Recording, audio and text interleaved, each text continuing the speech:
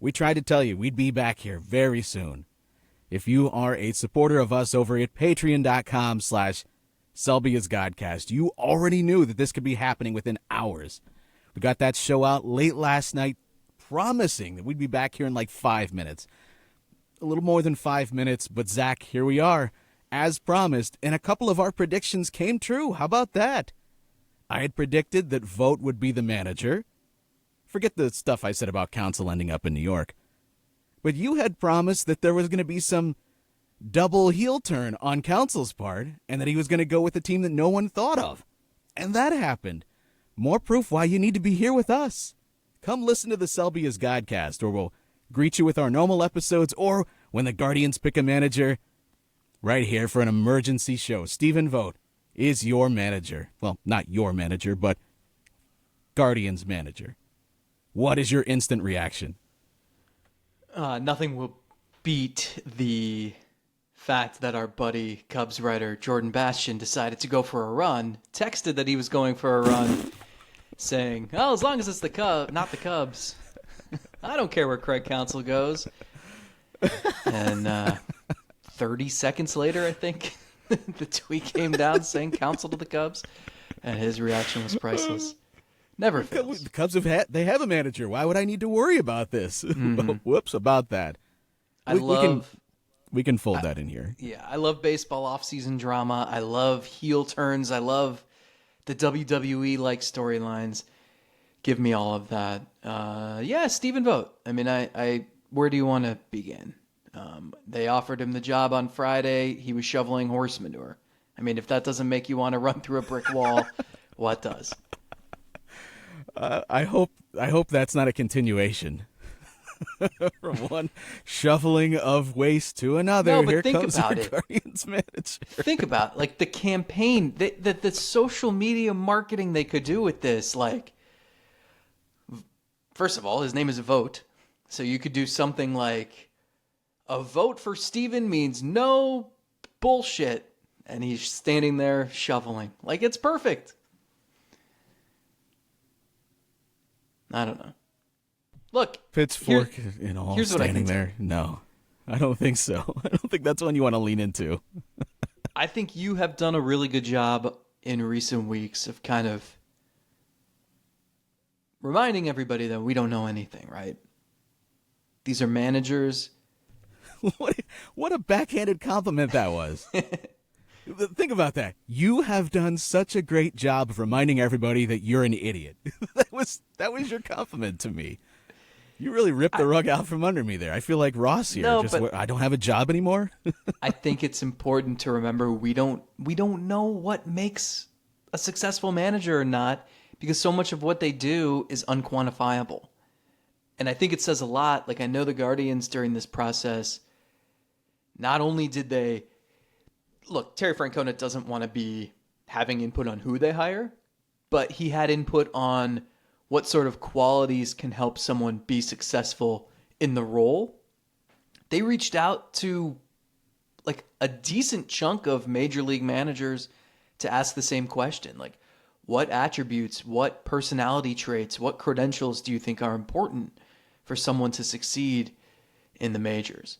Because they haven't been through this. Again, when they hired Francona, he made the decision for them. That didn't count. That was, you had two candidates. It ended in like 3 days with 2 phone conversations and a 17-page document. And that was that, right? So really, they haven't been through this in 14 years. They were a different organization then. Baseball was a very different game then. And that's how you ended up with Bobby Valentine as a finalist, even though he didn't know who he was talking to in these interviews. So they wanted to learn as much about the process and the position as they could so that they could make the right choice. And there are 2 things I know about Stephen Vogt. One, he has the opposite experience that Francona had. I mean, they couldn't be more different in that regard. And they also might have found the person most similar to him in terms of charisma, self-deprecation, humility, and the ability to connect with every single person he comes across. And those are the traits that made Francona so successful in different environments over the years. Yes. So they're hoping that that translates for Vogt too. I just watched a clip of him singing Under the Sea from The Little Mermaid with Tim Kirkjian. I mean, that's what I watched. That reminded me of Terry Francona, one of his first days on the job in spring training when he did the, what was the dance? The Harlem Shake. The Harlem Shake. They did that Harlem Shake video, and he looked like so uncomfortable, but showing that I'm not this big, imposing figure here. I'm willing to look like an idiot, and I saw a lot of that. I was reminded of that when I watched that clip of Vogt singing Under the Sea, because he knows he looks ridiculous. He's not supposed to be singing a song like this. Big macho baseball player. No, that's clearly not him. And I've seen so many videos, whether it's, I think Dallas Braden, I had seen a video he had tweeted out of his last day, Vogt's last day as a big leaguer, and instead of soaking it all in, he's out there fielding balls in the dirt. Like, what is that? He's done this a million times. Does he really need to practice this before his last game? There he is. I saw a clip from MLB Network Radio where they had talked to Mark Canha, I believe, and he just had the nicest things to say about him. Now, we have covered this at length. Who is going to say something negative about the guy when he just got this job, right? But listen to what they're saying. This is not something that's just generated like, I got to think of something. I just think he's a great guy. No, they have actual anecdotes to point to and reasons why they believe he's such a strong human being. And as far as the X's and O's go, the strategy of managing and never been in this position before, I'm going to say the word. It's a collaboration in Cleveland. Don't know if you've heard this before. And so every move that they make is going to be talked about a billion times before the move is actually made. And there are going to be people in that dugout helping him out and ensuring that things don't get forgotten. And I'm sure there will be some things that there are going to be some learning on the job moments for him. Absolutely. But I think we both have stressed this since day one. The thing I'm most concerned about, how do you connect with people? And I think this is a case where the Guardians have bet on a person. They bet on the type of person that Stephen Vogt is, and they think the rest of it will catch up where it needs to be because he's a smart enough baseball mind and he's been around the game forever and he's a catcher, and they are constantly thinking about everything at all times. So that already benefited him. And this is someone that was already dreaming about managing, as you pointed out on this show, years ago when he stepped into that pseudo coaching role with the Milwaukee Brewers. So this is clearly somebody that I think has the smarts to get there where he needs to be as far as a strategy standpoint goes, but already has those characteristics of being a human being that people want to follow and want to run through a brick wall with. That is so important in that position over 162 games. Yeah, I think you're right. Like the qualities of the individual, he checks every box, right? Like there are things we just cannot know because he's never done it. And so there are going to be people skeptical who say this guy's got no experience. What the hell? And can't argue. I have no idea. Like Brandon Hyde, you would think is one of the better managers in the game, right? Like, doesn't it seem like he's done a really good job with Baltimore the last couple of years? But the couple of years before that, things were really rough. And I don't know, was he not a good manager then? Was he still getting his feet wet? Was he a good manager with a terrible roster? Was he an inexperienced, not great manager with a bad roster? Like, I don't know. There's a lot we don't know, and there's probably a lot we're not going to know even after year one. It's a 3-year deal. If he has a modicum of success, he'll be here longer than that. And I think he's like, there are things you're just going to have to grow into and learn on the fly. I think they expect to have continuity with the staff. You won't see Sarba, you won't see Rigo Beltran, but they're expecting a lot of continuity. We'll know fully by the end of the week, I think. And I think that'll help, right? Like if Carl Willis comes back, that is a huge burden to lift. And, you know, I don't know if DeMarlo Hale is going to come back, but if he does, that's a guy with a ton of experience who can be a helpful right-hand man. So there are ways to work around that and to hold his hand while he's learning certain things, going through certain things for the first time. But in terms of the one thing that I know makes a manager good or not is the ability to connect with an individual so you know that they care about you, so that you know they have your best interests in mind. And that is why Terry Francona, even in Philly, when that team was just rotten for 4 years and the roster was not good, but he always took the bullet for his players and they respected the hell out of him. And he built this reputation as someone who was just going to connect with you and make you feel like he was so invested in you. And that's why he got a second job. And I think, we're going to spend the next X amount of years comparing this guy to Terry Francona. It's completely unfair to do right now, but how are we not going to do that? I do think there are some parallels here in the positive qualities that can only help him. The fact that this guy was known for being able to have those difficult conversations with teammates when he was a player. Those conversations managers don't want to have, coaches don't want to have, front office members don't want to have. And he understood it was part of the game. And he thought, maybe this lands better coming from me. The fact that he was thinking throughout his career, it's very interesting to me that he was a 2-time All-Star. Because if you look at his career, he was a guy who just had to will his way to 10 years in the majors and bounced around the league, was a backup catcher for most of his career, went to a school no one's heard of, thought about quitting in the minors. I talked to our buddy Chris Jimenez. He's our buddy and I can't even say his name. I've been thinking about Andres Jimenez, Chris Jimenez, who, like Vogt, backup catcher, journeyman type, and they came up together in Tampa. They were together in Tampa's system, and they were really close, backup catchers. And I said to Chris, I was like, what is it about catchers that it's just they seem to make the best managers? And he said, look at where we sit on the field. We're in foul territory. Our back is not turned to anything. We don't miss a thing. We see everything out there. And he said that when he and Vogt and some others were early in their careers and they're scratching and clawing trying to hang on to a major league roster spot, they would joke around and be like, oh, you're going to be the future hitting coach and I'm going to be the bench coach and he's going to be the pitching coach. And you know who was the manager in all these dream scenarios? Stephen Vogt. And they're joking around. And the genesis of the joke was that they were all just holding on for dear life to their major league careers. And they were all destined to be coaches in the near future. But with Vogt, it was always serious. I read what you're saying. There's room for Jimenez on this staff. Third base coach, you've got a spot there. He's sticking with the broadcasting. Sure, until you As see that actual offer. Yeah. It's going to be so easy to keep these guys off the field when there's an opportunity. I don't buy it. None of us do know anything, all jokes aside, but you just have to decide what you're going to bet on. Because if I'm making a prediction whether or not he's going to be a great manager, wouldn't the odds just say, hey, say that he's not. Be skeptical.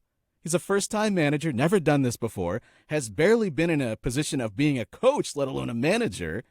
And by the way, even if you hire someone that has a tremendous resume, odds are most of them fail. So it would behoove you to say, I'm very skeptical. I don't think this is going to work out. Well, sure, because the odds are forever in your favor. Bet on the elements that you think are, like we talk about with players, projectable elements, right? It's why you do miss occasionally on somebody and they surprise you. But you bet on the skills that have repeated themselves to be important in every single player prior to this very moment. And for a manager, so much is unquantifiable. And I can't tell you exactly what having somebody in that dugout that communicates, and I can't put a number on it. But it is the most important thing, I think, for that position, more than any other sport, having a guy that communicates and everybody's on the same page. It prepares their players. It also important, empower other people, like Terry Francona did when he got here and he was begging to find leaders. Mm-hmm. Empower other people to have their own sorts of roles so that everybody buys in on some level. It's their team, not just Vogt's team. It's our team, and everybody has a role, whether it's a player or a coach. These are the things that are important, and they're the elements of Stephen Vogt that he's demonstrated to be something I'm willing to bet on, and it's why I found him intriguing. Is he going to be a better manager than Craig Counsell is right now or in the future? How do we know that? Not How do gonna be we a know better that? heel. But if you get to a point where you got that inclination from Counsell that he's not coming here,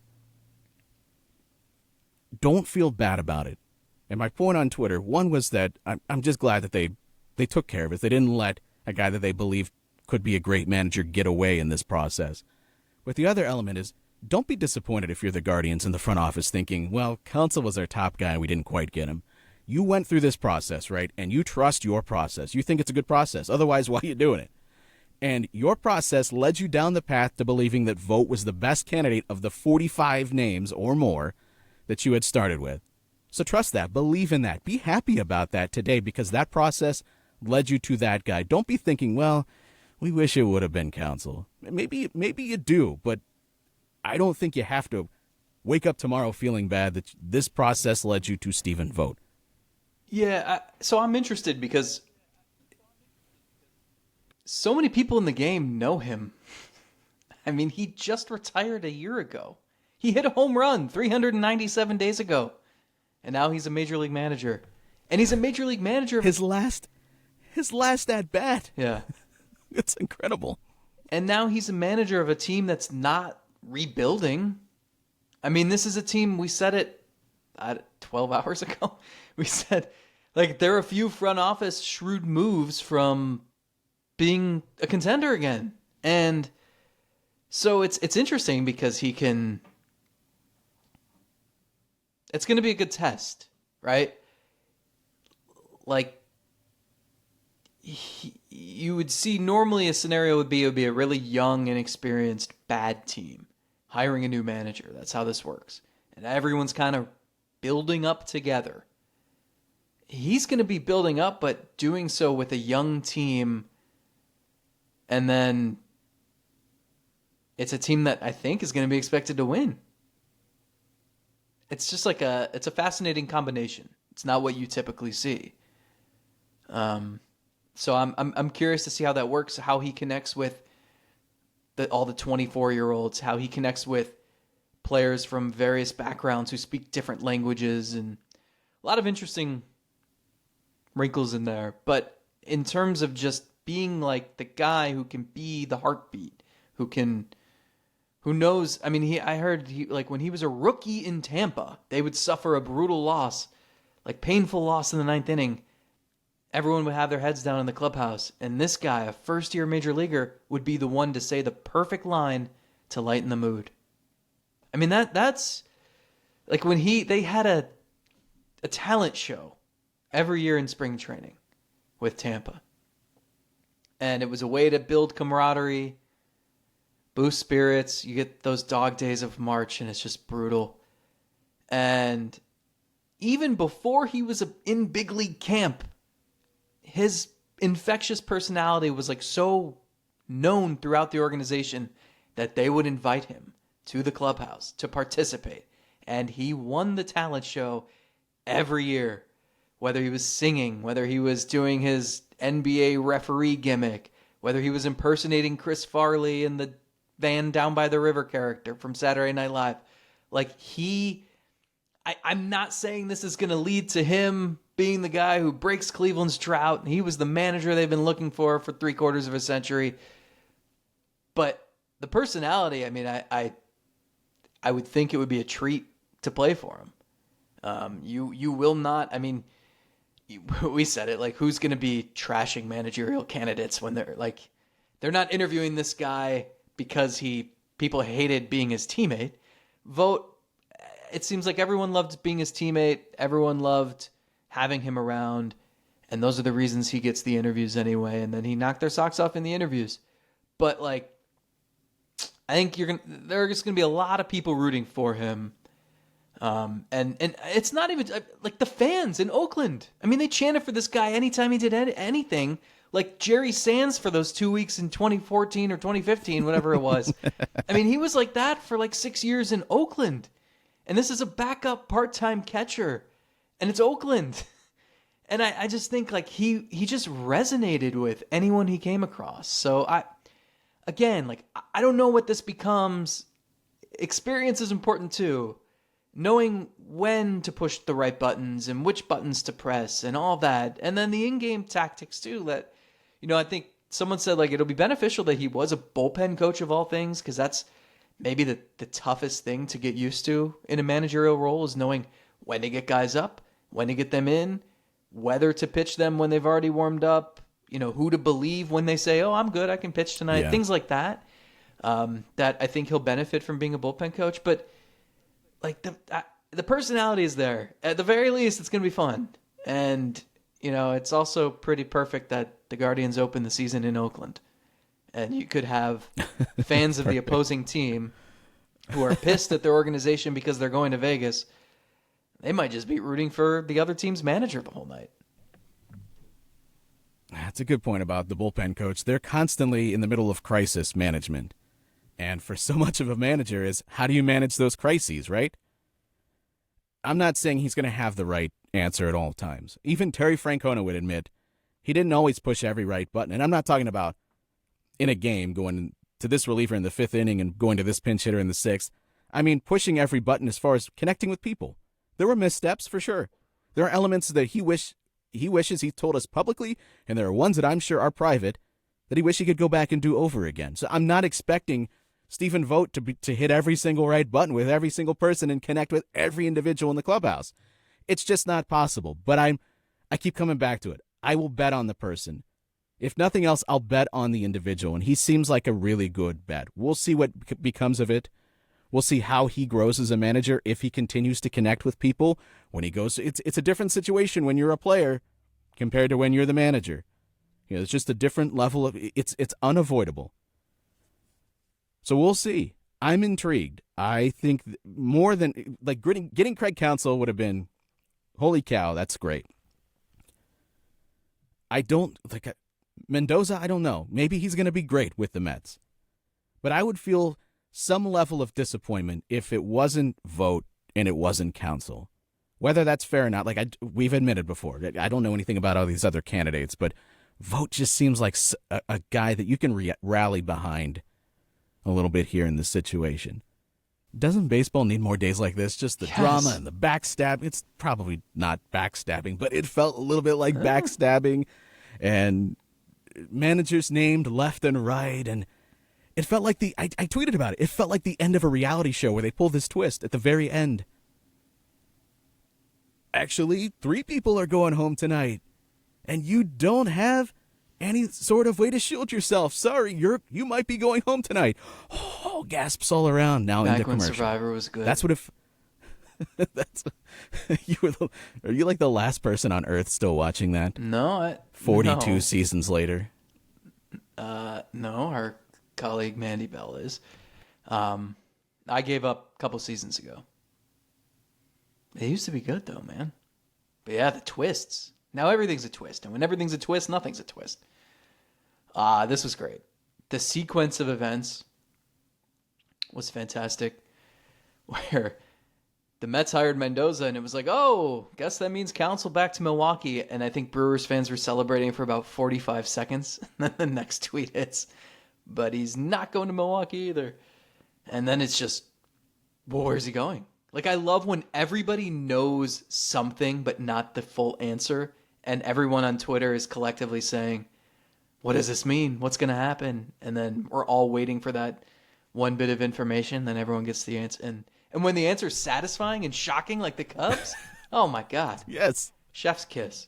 But it wasn't even just, well, it's not going to be the Mets either. It's going to be a team that has a manager in place. That just added to this level of, oh my God, it could be anybody. It could legitimately be anybody. And so for that 10-minute stretch, it was hilarious.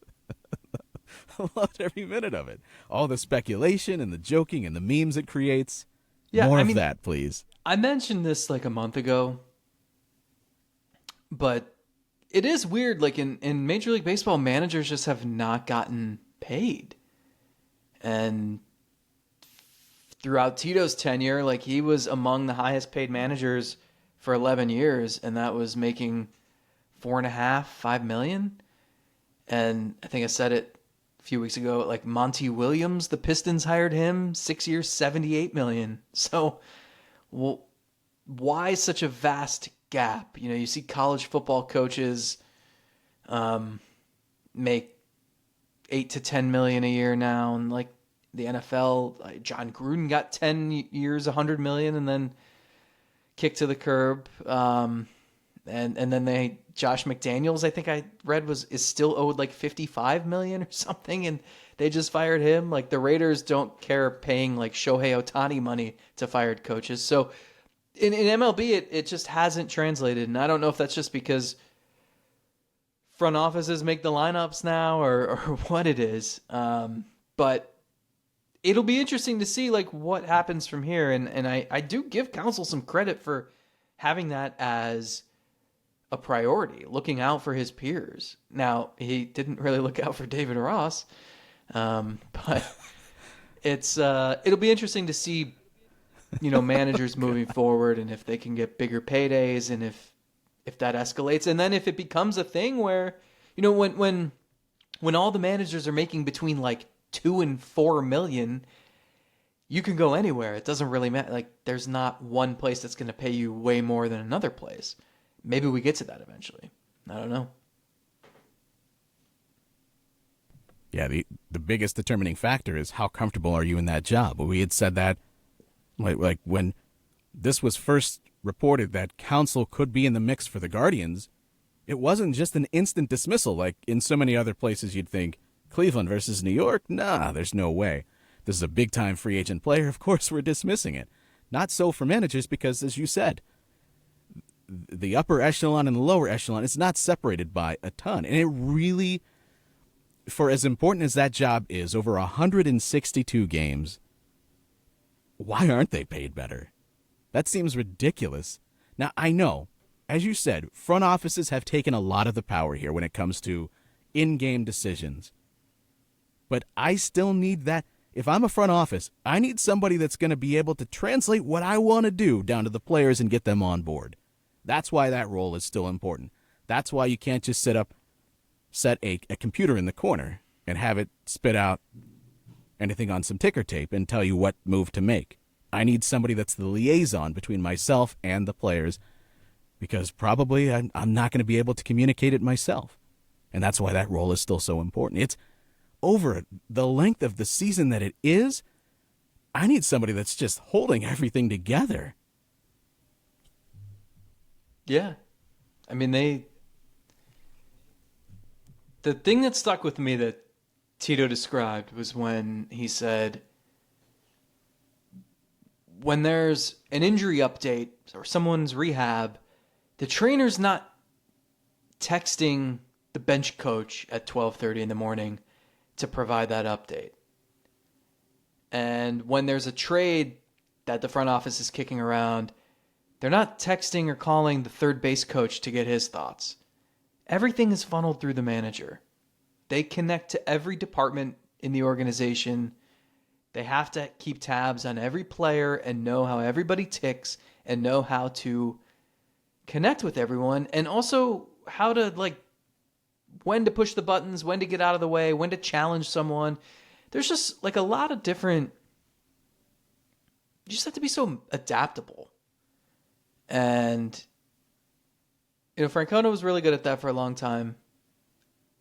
I think the one thing with Vogt, and the one thing with look, it's not like they were interviewing all these guys who had, Carlos Mendoza's never managed in the big leagues. He was a bench coach for 4 seasons. Clayton McCullough's never managed in the majors. Chris Valleca's never managed in the majors. So it was going to be somebody green, unless it was Andy Green, who has managed in the majors.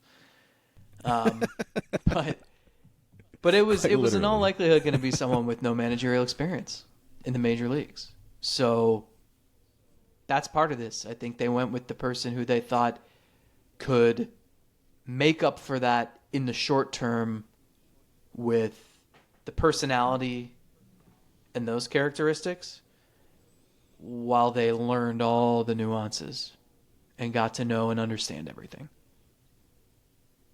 Sorry, I'm not ignoring you and just reading text messages for fun here. As we're recording this, apparently, reportedly, some news of the Guardians claiming a player.